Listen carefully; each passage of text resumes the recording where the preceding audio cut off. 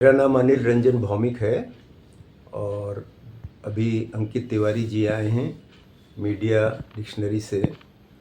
उनके कुछ सवालात हैं, तो उन सवालातों का मैं ईमानदारी से उत्तर देना चाहता हूँ।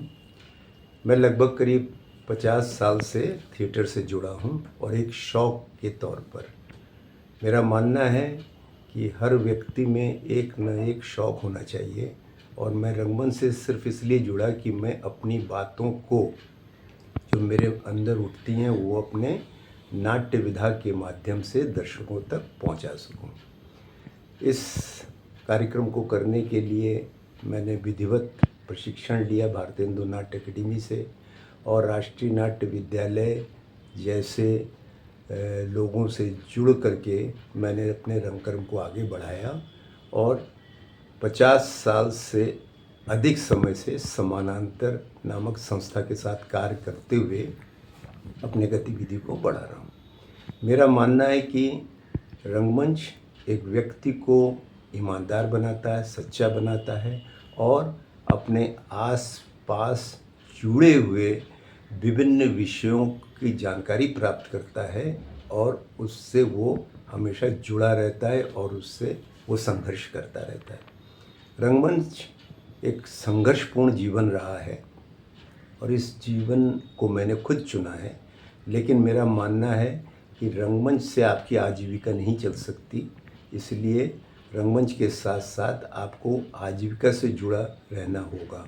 तो इस संदर्भ में मैं बैंक से जुड़ा रहा और निरंतर अपनी गतिविधियां करता रहा। मैंने जो सीखा है वो मैं दूसरों को प्रशिक्षण दे करके सिखाता हूँ। भारतवर्ष के प्राय राष्ट्रीय नाट्य विद्यालय हो, भारतीय हिंदू नाट्य अकेडमी हो, मध्य प्रदेश नाट्य विद्यालय हो, इन जगहों के विद्यार्थियों को मैंने प्रशिक्षण दिया है और मेरी सारी प्रस्तुतियाँ समसामयिक होती हैं, आज के मुद्दों पर होती हैं और निरंतर मैं कोशिश करता हूँ कि समाज में जो घटित हो रहा है वो अपने रंगमंच के माध्यम से मैं बता सकूँ।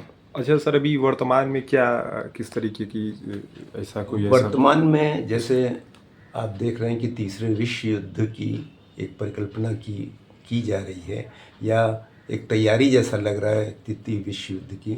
तो बादल सरकार मेरे गुरु रहे हैं। बादल सरकार का इस समय जन्म शताब्दी वर्ष चल रहा है, तो उनका एक लिखा नाटक है 30वीं शताब्दी, जो हिरोशिमा नागासाकी पर आधारित है।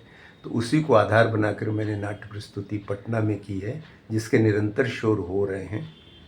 उस माध्यम से ये बताने की कोशिश की है कि युद्ध से कभी किसी का भला नहीं हुआ है। उसमें मानव का ही हमेशा शोषण होता है, उनको ही त्रासदी झेलनी पड़ती हैं, बच्चों को झेलनी पड़ती हैं और हमारे सामने हिरोशिमा नागासाकी उदाहरण है और आज जो भी युद्ध हो रहे हैं वो उसके उदाहरण हैं। तो मेरा मानना है कि मैं उस नाटक के माध्यम से दिखाता हूँ कि अब न कोई हिरोशिमा हो न नागासाकी हो, हमें युद्ध नहीं शांति चाहिए। इसी आधार को लेकर के हम इस नाटक को बुनते हैं। अच्छा, एक रंगकर्मी के सामने चुनौतियाँ क्या हैं? रंगकर्मी के सामने तो हमेशा ही चुनौतियाँ रही हैं। अगर एक कोई रंगकर्म करना चाहता है तो सबसे पहले तो उसे घर से ही उपेक्षा का सामना करना पड़ता है। कोई घर वाला नहीं चाहता कि उसका बेटा रंगकर्म करे, क्योंकि रंगकर्म के से आजीविका तो नहीं चल सकती है। हाँ, कुछ लोग जैसे हमारी संस्था से ही जुड़ कर के आज बॉलीवुड में अभिनेता बने हैं, लेखक बने हैं, तो वो बहुत रेयर होता है, हज़ारों में एक दो। लेकिन ये संघर्षपूर्ण तो ही है। आपको हर चीज़ के लिए संघर्ष करना है। अगर आप एक रिहर्सल कर रहे हैं तो एक रिहर्सल की जगह चाहिए, अभिनेता अभिनेत्री चाहिए, फिर महंगे हॉल हो गए, 25-30 हज़ार के हॉल हो गए। उन हॉलों के लिए पैसे कहाँ से आएंगे? लोग टिकट देखकर नाटक नहीं देखना चाहते हैं, फिल्म देखना चाहते हैं। नाटक के लिए पास मांगते हैं, लेकिन फिल्मों की तरह टिकट लेके नहीं जाता है। तो इसलिए एक एक प्रोडक्शन में कभी कभी लाख 2 लाख रुपए लग जाते हैं, तो ये कहाँ से आएगा? लेकिन हम लोग जन सहयोग से करते हैं, क्योंकि हम जनता की बात करते हैं, जनता के बीच में जाके करते हैं, तो जनता के सहयोग से तो काम चलता है, लेकिन इसे आजीविका नहीं बनाया जा सकता है। आजीविका के लिए आपको कुछ तो दूसरा काम करना ही पड़ेगा। हाँ, भाग्य ने आपका साथ दिया तो आप सीरियलों में, ओटीटी प्लेटफॉर्म पर और फिल्मों में काम कर सकते हैं, वो तो भाग्य की बात है।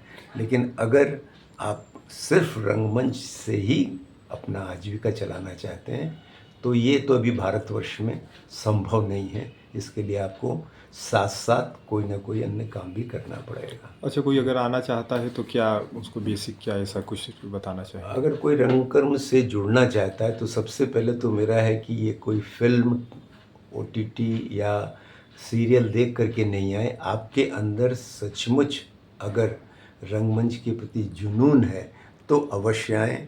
और ये आपको ख्याति नाम सब देगा, सिद्धि भी देगा, प्रसिद्धि भी देगा, लेकिन सिद्धि प्राप्त करने के लिए आपको निरंतर प्रयास करते रहना पड़ेगा और शॉर्टकट से कुछ नहीं हासिल होगा। एक लंबा संघर्ष करना पड़ेगा और नियमित अभ्यास, निरंतर अभ्यास करते रहना पड़ेगा। एक आपको प्रसिद्धि तो बहुत जल्दी मिल सकती है, आज नाटक किया, कल अखबार में आ गया नाम, लेकिन सिद्धि प्राप्त करने के लिए आपको निरंतर अभ्यास, अभ्यास और अभ्यास करते रहना पड़ेगा। क्या जैसे बॉलीवुड में एक होता है कि वो मॉडलिंग करे, उसका चेहरा खूबसूरत रहे, सारी चीज़ें रहें, तो क्या एक रंगकर्मी के लिए भी ये चीज़ें ज़रूरी है? जैसे बॉलीवुड में तो जो जिनके लोग हैं उन्हीं वही कहीं ना कहीं आ जाता है, भाई भतीजा भाई। मेन मुख्य बात तो ये कि जिन लोग 50 वर्षों से फिल्मों में लगे हुए हैं, ख़ानदानी उनका ये रोज़गार जैसा हो गया है, तो उनके बच्चे तो आते हैं, उनको ये लाभ तो मिलता ही है, जिसे नेपोटिज़्म कहते हैं। लेकिन फिर भी अगर आप में अभिनय की क्षमता नहीं हुई तो कोई भी आपको उस शिखर तक नहीं पहुंचा सकता। उसके लिए आपके अंदर क्षमता होनी चाहिए। जो लोग रंगमंच से संघर्ष करते हुए जाते हैं, जैसे राजपाल यादव हो, नवाजुद्दीन सिद्दीकी हो, है ना, इस तरह के जो भी रंगकर्मी रंगकर्म करते हुए गए हैं तो वो अपनी प्रतिभा के बल पर गए हैं। और ऐसे प्रतिभावान लोगों की संख्या कम है, क्योंकि उन्हें बहुत संघर्ष करना पड़ता है और उस संघर्ष के लिए अगर वो निरंतर तैयार रहें तो हो सकता है, क्योंकि संघर्ष लंबा है।